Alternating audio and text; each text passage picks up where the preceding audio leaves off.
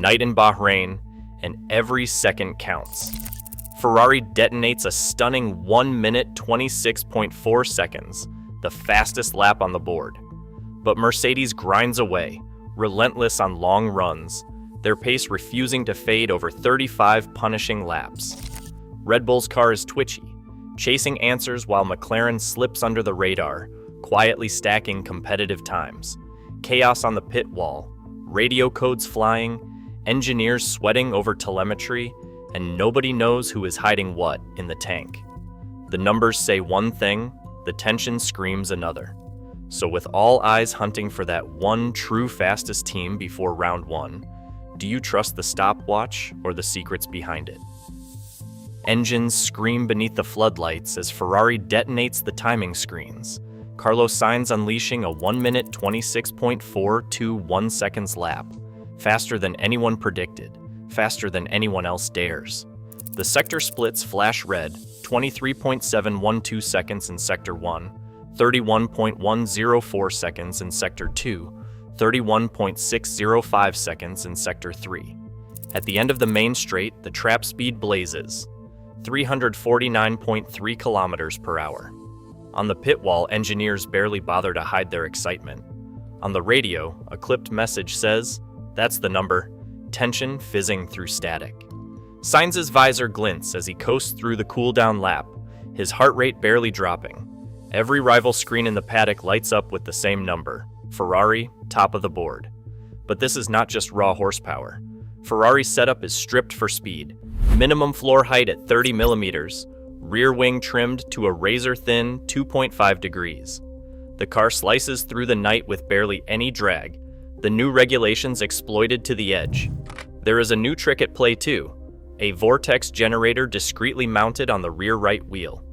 Telemetry pulses show a tiny drop in rear tire temperature, a subtle gain in straight-line speed. Engineers huddle around their screens, watching a 0.8 kilometers per hour boost appear in the data. It is a small edge, but at this level, fractions matter. The paddock erupts in speculation. Is this the real Ferrari, or just a qualifying bluff? Fuel loads are a black box, ERS deployment hidden behind encrypted maps.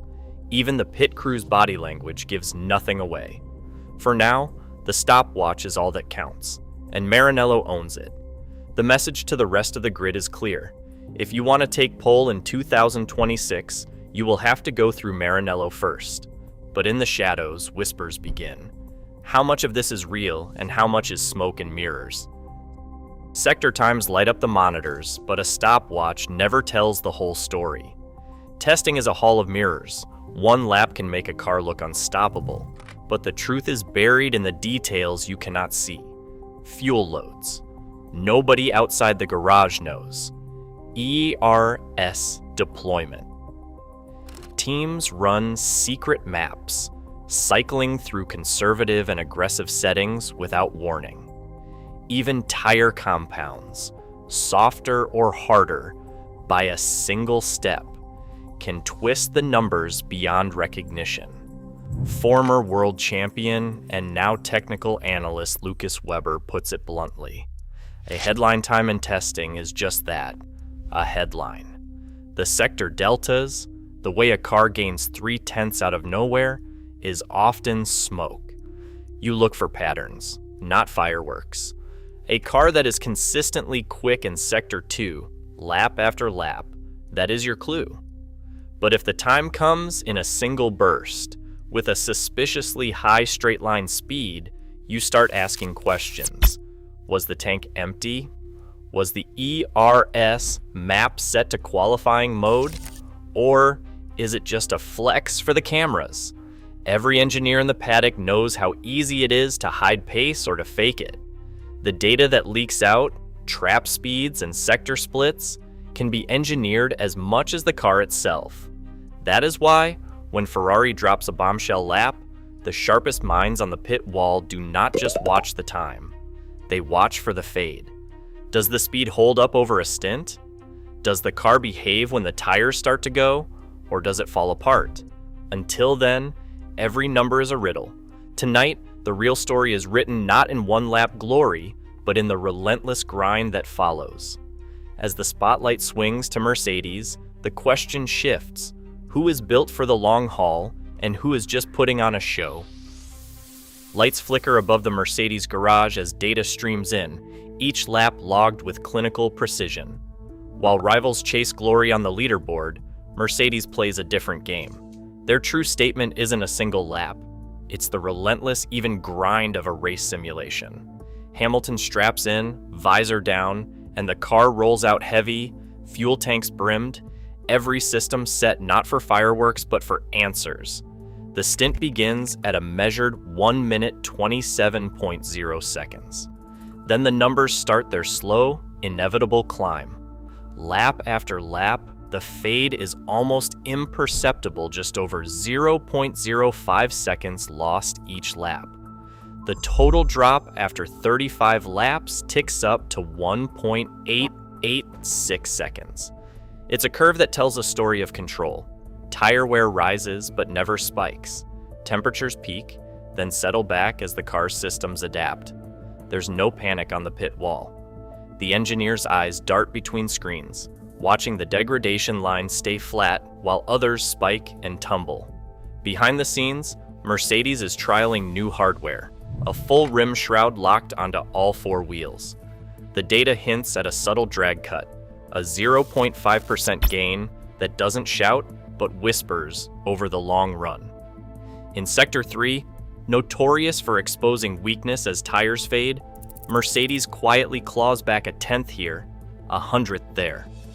On lap 30, the strategy engineer calls for an EERS map change, aggressive deployment, a flash of extra torque from the MGUK, and the stopwatch shaves off another fraction, 0.09 seconds in the final sector, the kind of detail that doesn't make headlines but wins races.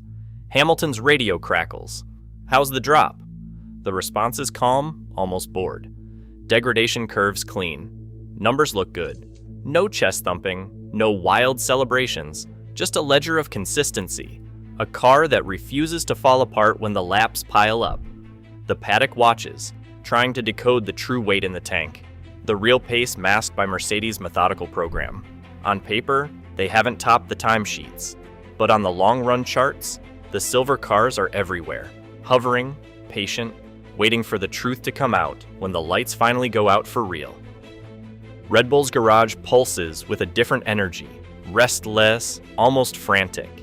Mechanics crowd around the RB26's exposed floor, gloves flickering under LED beams as the car returns after another abrupt run. Verstappen's face is unreadable behind the helmet, visor down. The radio chatter is clipped and insistent. Floor 2, config delta, confirm. The stopwatch says 1 minute 26.832 seconds, just 0.4 of a second off Ferrari, but the LAP is only half the story. Every time the car rolls out, it wears a new underfloor geometry, double-step Venturi, a radical departure from last year's smooth throat. The pressure sensors along the plank register a 5% jump in recovery, a number the aerocrew chief circles on his tablet, lips pressed tight. But the gains come with risk. The car feels nervous at the limit, rear twitching through turn 11, and Verstappen's hands are busy on the wheel, fighting micro-slides as the rear steps out. Cooling is another wild card. Red Bull's active side pod inlets snap open mid-stint, dumping air onto the brakes and MGU. It is a trick designed to buy power on the straights, but the telemetry shows temperature spikes chasing the gains, tire surface readings rise, then drop, never settling. The engineers swap in a new set of wheel rim vortex generators, chasing a smoother tire thermal curve. The result is a 1.2 degrees Celsius drop in peak temperatures, but only when the car runs in clean air. In traffic, the numbers scatter, and the degradation stat, 0.034 seconds per lap, becomes a moving target. Nothing in Red Bull's program is stable. Run plans change on the fly, 2 laps at full deployment, then a sudden switch to a conservative ERS map. The car's lap times swing wildly, the only constant a sense of controlled chaos. Pit wall screens flash with overlays, fuel load guesses, sector delta heat maps, but every answer breeds another question. Was the 1 minute 26.832 seconds set on fumes, or is there more to come? Verstappen's body language gives nothing away as he steps out, eyes flicking to the monitors, searching for clues in the noise. Rival teams watch from across the pit lane, trying to decode the experiment. Is Red Bull hiding its true hand, or are they chasing a problem that can't be solved before Melbourne? The only certainty is uncertainty. In this preseason Hall of Mirrors, Red Bull's speed is both a warning and a riddle, one that could flip the hierarchy overnight or vanish in the heat haze of the first race. McLaren's approach is almost silent.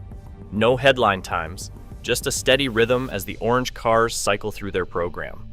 Lando Norris clocks a 1 minute 27.342 seconds lap, fourth fastest, but the real story is in the consistency. Lap after lap, the times barely shift. Each run is measured and deliberate. Norris and his tire engineer keep their conversations brief, eyes on the data, not the drama. Their focus is on long stints and stable deltas, the stopwatch rarely moving more than 1/10 of a second. While others chase quick laps or get lost in setup changes, McLaren's discipline stands out. A reinforced tire carcass developed with Pirelli is at the heart of their plan, providing durability. The new construction shrugs off Bahrain's abrasive surface, cutting delamination risk by 30%. Soft compounds last longer, holding together deep into stints where rivals begin to struggle. Tire temperatures spike to 98 degrees, then settle, the structure refusing to blister or peel. Norris returns to the pit wall after each run, tires still intact, lap times still clustered tightly. The engineers, usually reserved, allow themselves a quiet nod. The simulation matches reality. Aerodynamics add another layer. McLaren's flush wall rim shroud, almost invisible, lines up with the underfloor flow, smoothing the wake and gaining 0.5 kilometers per hour on the straight. It is not about chasing top speed, but about keeping AIR flow clean so the tires can work undisturbed. Sector 1 times drop by 0.02 of a second, a small gain, but one that matters over a race distance. EIRS mapping remains conservative, battery health prioritized over instant torque. Norris never gets the full punch out of corners, but degradation stays in line with Mercedes and Ferrari over 30 laps. No glory runs, no empty tanks, just quiet confidence. In the paddock, McLaren draws little attention, but inside the garage, the numbers tell a different story. Their quiet consistency lingers, a threat just beneath the surface. Every number on the timing screen is a riddle until you know what is in the tank. Engineers and analysts across the paddock pull up fuel flow data, telemetry traces, and stint logs, searching for clues. The sharpest minds know the golden rule. For every extra kilogram of fuel, the lap slows by about 0.04 of a second. That 0.04 of a second per kilogram is the sensitivity constant, the difference between a hero lap and a bluff. The math is relentless. A car running 40 kilograms heavier than its rivals, that is a 1.6 second penalty, enough to flip a leaderboard upside down. But the fuel story does not stop there. Analysts run Bayesian models, feeding in FIA bracketed fuel reports, throttle traces, and even tire pressure deltas to estimate real-time mass. Markov chain Monte Carlo simulations spit out uncertainty bands for every lap, mapping out the invisible weight dragging each car back. Expert voices cut through the noise. Data scientist Dr. Samira Holt explains that you cannot trust raw lap times. We model fuel loads using everything: sector speed, tire temperature, acceleration traces. The best guess is always a range, not a number. She points to a run where a top 3 lap, once corrected for a 60 kilogram fuel load, would vault a car from the midfield to the front. The leaderboard reshuffles in an instant. A car that looked slow on paper is suddenly a contender, while a headline-grabbing lap dissolves under scrutiny. Even the most advanced models admit their limits. Uncertainties stack up, bracketed fuel estimates, hidden ERS deployment, tire compound switches. The only certainty is doubt. The numbers keep shifting, And every team knows the truth will only surface when the tanks run dry and the lights go out for real. Midnight in the garages, and the air is thick with exhaustion and adrenaline.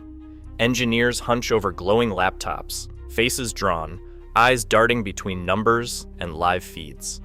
The pit wall is a pressure cooker, radio chatter clipped and urgent, every word weighed. Someone calls for a last-minute engine map change. Another snaps at a tire technician about a pressure anomaly. Hands tremble over keyboards, recalculating stint lengths, recalibrating energy deployment targets. The clock ticks past 2 in the morning, but nobody blinks. A burst of static, then a voice says, "Switch to map Delta 7, confirm." The command bounces down the line. Mechanics scramble, swapping memory sticks, uploading new software to the car in a 60-second window. Every change is a gamble. One wrong setting, and the next run is wasted. The data corrupted. The lead strategist mutters about fuel brackets and unknowns. How much is really in the tank? How hard are the rivals pushing? On the monitors, lap times flicker, then jump, as a rival team suddenly finds 3/10. Is it real, or just another bluff? Fatigue sets in. Engineers rub their temples, fighting off the fog. Drivers slump in the back of the garage, helmets off, sweat streaking their faces. Lando Norris stares at his telemetry, lips pressed tight, while Verstappen paces, jaw clenched, waiting for the call. A Mercedes engineer, voice hoarse, asks for a tire surface temp cross-check again. Every number is suspect, every theory is challenged. The atmosphere is electric, but brittle. The smallest error, a missed radio message, a misread sensor, could mean days of work undone. In these late hours, the human element is exposed. Strategy meetings spill into the corridor, arguments over run plans and data integrity. The numbers are everything, but the people behind them are running on fumes. As dawn approaches, nobody knows which readout to trust. The only certainty is that the real answers are still hidden, and the opening race will demand more than just numbers on a screen.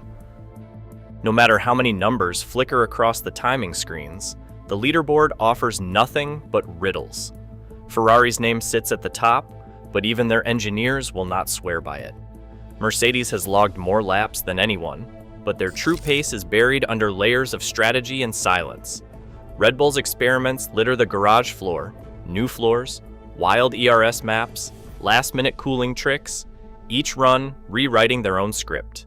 McLaren, quiet as ever, keeps stacking up clean stints, their consistency raising eyebrows, but never headlines. Every team claims they are hiding something. Every lap is a performance, sometimes for the cameras, sometimes for the rivals, sometimes just to keep their own doubts at bay. Fuel loads are guessed, never known. Tire choices are a moving target. Even the sharpest analysts admit defeat. The numbers refuse to settle. The patterns keep shifting. And the only thing anyone agrees on is that nobody is showing all their cards. So who is actually fast? Is Ferrari's raw speed a glimpse of the future, or just a mirage on empty tanks? Does Mercedes' relentless mileage mask a lurking weakness, or is it the quiet confidence of a team ready to strike? Can Red Bull's chaos be tamed in time, or does their unpredictability hide the next leap forward? And will McLaren's under-the-radar approach flip the script once the points are real? The answers are locked away until the lights go out in Melbourne. Until then, every claim is just a bluff, every number a provocation. The real race has not even started. Who will be fastest when it matters most? Every number tonight is a bluff. Engines cool in the Bahrain darkness, but the tension only sharpens, because every team hides something, and no one trusts what they have seen. In 2026, new rules make old truths worthless. The real order stays locked behind closed garages until lights out. So, who is actually fastest? Until the grid forms, all we have is doubt. Drop your prediction below, because someone is about to shock the world.